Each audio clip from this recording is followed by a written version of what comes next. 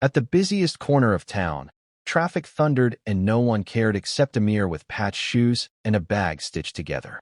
She noticed an old man frozen at the curb, his cane trembling as cars sped past.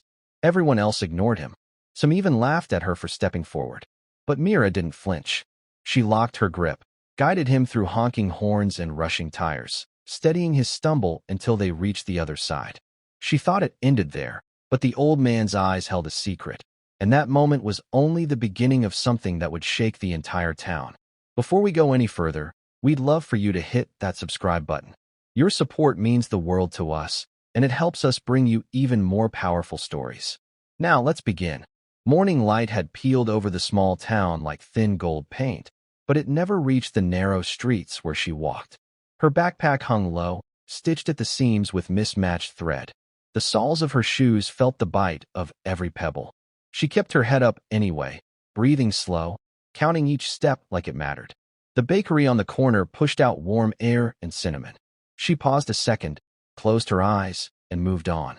Traffic roared at the main crosswalk, buses snorting, scooters weaving, headlights blinking even in daylight.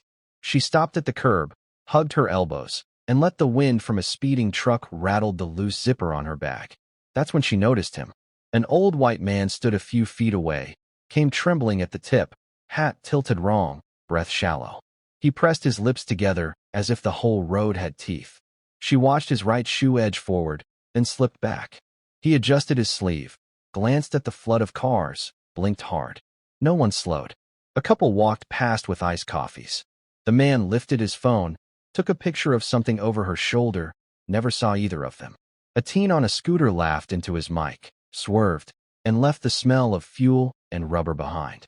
From behind the mailbox, two women whispered like the town's radio. "That's the girl who cleans after school," one said, barely moving her lips. "Always looks tired," the other hummed. People like her should focus on their own problems." They shifted their bags, eyes sliding away when she glanced back. She felt the chafe of the backpack strap on her collarbone and rolled her shoulder once. She could keep walking. She had a shift later, homework after, and the sink that winded when the tap turned. Still, the way his knuckles whitened on the cane, the way his breath caught like a clock skipping seconds, wouldn't let her move. She stepped closer, palms open, pulse steadying to a quieter beat. The city's noise pressed against her ribs. Heat rose from the asphalt, carrying a sour mix of oil and old rain. She lined her shoes with the painted white of the crosswalk, tested her balance, and waited for a seam in the traffic. Cars blinked by like metal fish. She inhaled, exhaled, counted to 3. A horn flared, tires hissed. She lifted her hand, small but sure, and the first driver eased. Then the next, one breath, 2. She edged forward half a step, then another, checking his feet, the cane, the distance to the opposite curb. Her fingers hovered near his forearm, close enough to catch, not close enough to startle. He angled his body, wavered, steadied. She shifted her weight to her back leg, ready if his ankle buckled from the shade of a bus shelter. A couple of boys muttered, "Wild how she acts like a hero." One said, pretending not to watch. "For what? Nobody's filming." The other shrugged, then kept looking.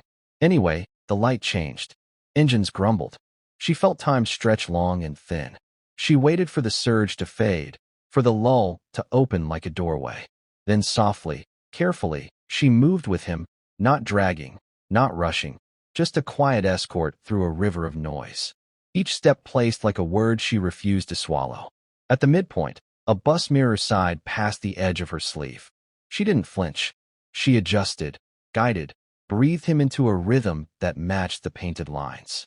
The far curb seemed far enough to doubt and close enough to trust. Sweat gathered at her hairline. Her fingers tingled. They reached the last stripe. She eased him onto clean pavement, checked his footing, and let the noise recede into ordinary sound again. Her chest rose, fell, her shoulders dropped a fraction. She brushed a fleck of dust from her skirt, slipped the backpack higher, and without ceremony, prepared to continue her day. Behind her, the town kept moving. In front of her, the day opened just a little. The old man's weight leaned heavier on the cane once they reached the sidewalk. His breath rasped in his chest, but he kept nodding as if telling himself he had survived another crossing. The girl lingered a moment, half turning her bag strap in her hands. She didn't expect thanks. She didn't expect anything. She had only done what felt right. Still, his voice reached her, thin, worn, but edged with gratitude. You kept me from falling. He tapped the cane lightly, like punctuation. His eyes searched her face, trying to read a name he didn't know. She tilted her head, gave a small smile that barely lasted, and muttered that anyone would have done it. Then she shifted her bag, stepping away as if to fade back into the crowd, but not everyone agreed. From the bus stop, two teenagers watched with folded arms. One scoffed loud enough to sting. That's the girl with the patched shoes. Look at her, pretending like she's somebody's guardian. The other sneered, whispering, wait till she trips herself. Always playing saint. Their laughter tangled with the hum of engines and spilled toward her ears. She pretended not to hear, but her cheeks warmed. Her fingers picked at the frayed corner of her backpack strap. She'd heard versions of that tone all her life. The voice that measured her worth against what she didn't have. Yet the old man's expression cut through the noise. His eyes weren't mocking. They carried something else, something quieter, almost thoughtful. A truck coughed black smoke as it pulled away. The girl blinked against it, adjusted her balance, and offered him a nod before walking off. Her stride was steady, but her heartbeat faster. She wondered if she looked foolish, helping a stranger when her own home leaked rainwater through the roof. But she couldn't shake the image of his cane trembling in traffic and how close his shoes had come to slipping. The old man stayed where he was, leaning on his cane, watching her disappear down the street. A car door slammed nearby, startling him, but his gaze didn't move. His lips curved, not into amusement, but recognition, as if he'd just witnessed something the rest of the town had missed.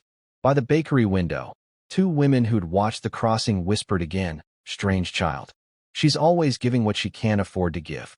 One of them tapped the glass absent-mindedly, eyes on the emptying street. And yet, maybe that's why I can't stop noticing her. Meanwhile, the girl rounded the corner, shoulders set against the whispers. She tugged her sweater sleeve lower, tightened a knot on her backpack strap, and let the noise of the town fold back over her. Her kindness hadn't cost her anything except attention she didn't want. But still, her chest carried a weight, not of shame, but of something she couldn't yet name. She didn't see the old man straighten slowly, glance once more in her direction, and walk away with the mind already turning. The week moved on in its ordinary rhythm. School bells, cleaning shifts, and the tired shuffle of evenings where homework was balanced against dishes and laundry. The girl kept her head down, repeating the cycle she had known for as long as she could remember. What she didn't notice was that someone else had begun watching her path. It happened on a late afternoon when the light tilted golden and the streets smelled faintly of cut grass and wood smoke. A knock rattled against the flimsy front door of her family's small home. She froze mid-step, her hands damp from scrubbing a pan. Visitors never came. Her mother glanced up, frowning, then wiped her palms on her apron and cracked the door open. Standing there, framed in sunlight, was the same old man she had helped days before, except now he didn't look lost or fragile. His shoulders were straight, his boots firm against the porch boards, and his cane leaned lightly in his hand, more as habit than need. Behind him rumbled a truck, its bed stacked with wooden crates painted with the familiar name, the largest farm in town. The sight of that name made her breath hitch. That farm wasn't just land. It was power. It was the very backbone of the community, supplying markets, schools, and restaurants. And here was its owner standing at her door. The girl's mother stammered, offering a hesitant greeting, but the man's gaze shifted toward the girl herself. His eyes softened, and he nodded slowly, as if confirming something he already knew. You didn't recognize me, did you? His voice carried strength now, calm and deliberate. She shook her head, still holding the dripping dish rag, feeling out of place in her own doorway. He stepped inside with careful respect, not letting his boots scuff the worn rug. His gaze lingered on the leaking ceiling, the patched furniture, the corners that spoke of quiet struggle. He touched the brim of his hat and spoke low, but certain. That day at the crossing, you thought you were helping a stranger. But I knew the truth in that moment. You didn't weigh the cost. You didn't measure whether it was worth it. You just chose to hold on. Her chest tightened, unsure whether to feel proud or ashamed of the attention. She glanced at her mother, whose eyes darted between them, bewildered. The old man set down a small crate he had carried in. Apples gleaming red, bread wrapped in cloth, jars sealed with golden honey. The smell filled the room, rich and sweet. Her little brother hurried in from the back, eyes wide at the sight, but froze when he noticed the man's serious presence. The farmer rested both hands on his cane now, more a symbol of steadiness than weakness. His voice lowered. This town knows me as the richest farmer. They see land, barns, and money. But we wolf means nothing if I can't find someone who remembers what really matters. You showed me that at the curbside, and I've come here because I won't forget it. The girl swallowed hard, the rag still clenched in her hand, dripping water onto the floor. For the first time, she realized that a single choice, the small act of not letting him stumble, had opened a door far larger than she imagined. The crater food sat heavy on the small kitchen table, steam from the bread curling into the dim air. Her little brother leaned forward, nostrils flaring at the sweetness, but still too shy to touch. Her mother pressed her hand to her lips. Torn between gratitude and confusion, the old farmer adjusted his stance, his boots creaking against the wooden floorboards. He glanced around again at the cracked window patched with tape, the chairs held together by nails, the pale wallpaper curling at the edges. He didn't stare in pity. Instead, his eyes softened with recognition as though he had seen rooms like this before. You gave me more than help on that street, he said, steadying his cane against the table. You gave me proof. Proof that kindness still lives in this town. His gaze shifted toward the girl whose fingers twisted the rag at her side. When no one else looked at me, you did. And when I faltered, you held steady. That choice showed me something no coin ever could. Her throat tightened. She wanted to protest, to say she had done nothing, that she was just being decent. But her voice snagged in her chest. He reached into his coat pocket and unfolded a paper envelope. He placed it gently on the table. Inside was a scholarship form, the farm seal stamped across the corner. Her mother gasped softly, her hand clutching the back of a chair. I can pay for your schooling, he continued, his tone firm now. Not charity, not a favor, an investment. Because I've seen what the world misses when it only measures a person by their clothes or their pockets. From outside the half-open window, faint voices drifted in, neighbors passing, their words cutting sharp.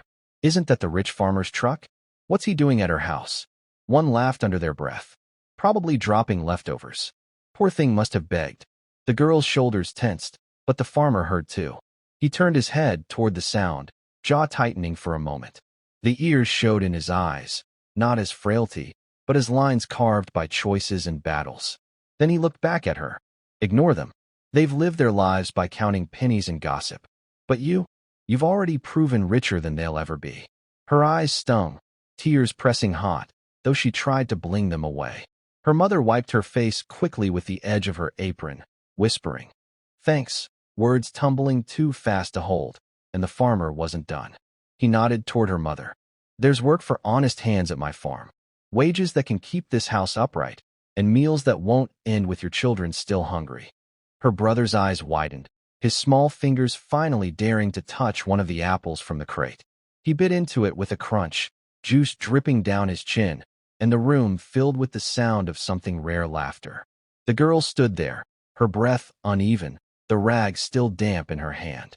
She couldn't speak, not yet. But deep inside, a new seed had been planted, one that whispered, Your kindness wasn't wasted. It was seen. And though the world outside still muttered its cruel opinions, inside that room, the air felt changed like the first clear breeze after a storm.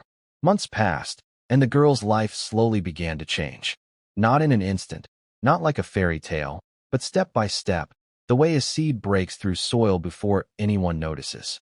She woke earlier now, sometimes before the sun, to study with books the farmer had placed in her hands. Her mother walked each morning to the fields, shoulders squared with the dignity of real work, her palms no longer raw from scrubbing strangers' floors for scraps. The town noticed, at first in whispers, then in wide-eyed stares. When she rode to school in the farmer's truck, some children pressed their noses to the window, muttering, That can't be her. Others scoffed, saying she'd been lucky, nothing more. But luck never explained why she still worked harder than anyone else. Why she carried kindness like armor and didn't bend to the noise. One evening, the school auditorium brimmed with chatter, wooden chairs scraped, programs fluttered, the smell of chalk and perfume filling the air. On stage, the girl's name was called for academic excellence. She stepped forward, braids brushed neatly, a clean dress swaying at her knees. Her shoes, new but simple, clicked softly against the polished floor. Applause erupted. Her mother's hands clapped hardest, tears shining. Beside her, the farmer sat tall, cane resting by his side, pride glowing in his lined face. The girl paused under the stage lights, breath caught in her throat. She wasn't the child with the patched backpack anymore. She wasn't invisible. She bowed her head slightly, not to boast, but to honor the moment. And deep in her chest, she knew the choice she made at a crosswalk. To hold steady, to see someone others ignored had carried her farther than she ever dreamed. The crowd roared, but one truth rang louder. Sometimes the smallest act of compassion is the spark that transforms not only a life, but an entire town's way of seeing. If Amir's story touched you, remember, sometimes the smallest act of kindness can rewrite an entire destiny. If this lesson hit home, don't leave just yet. Subscribe so you never miss the stories that challenge the way you see the world. And if you know someone who needs this reminder today, share this video with them. Your click might be the kindness that changes their path.